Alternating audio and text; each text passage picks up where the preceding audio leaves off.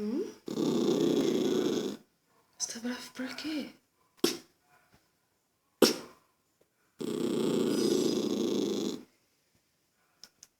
Você tá irritado com essa criança?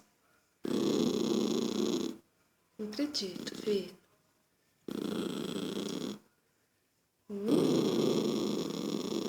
Deixa ela, Luke.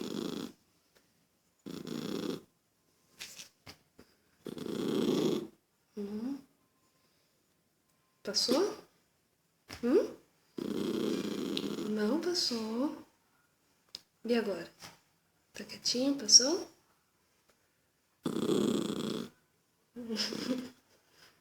Passou, né, filho? Passou.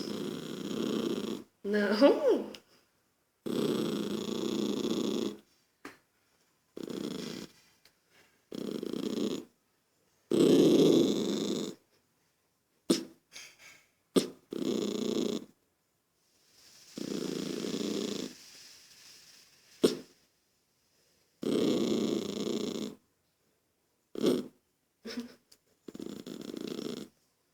Passou, passou.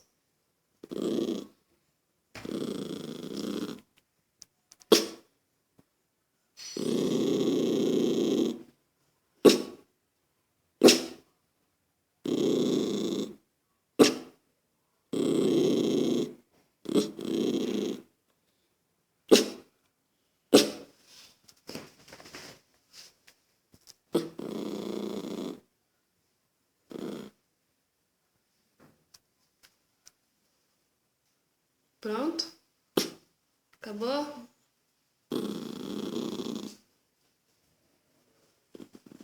Hum?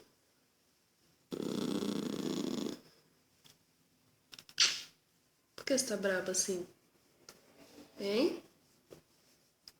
É por causa do barulho da menina? Passou, né?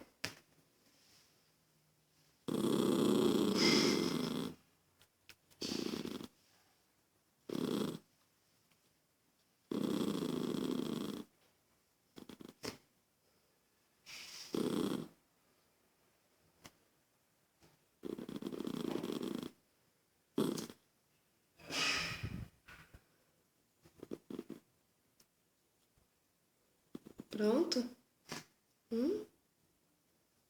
Toma calma? Calmou, né? Então tá bom.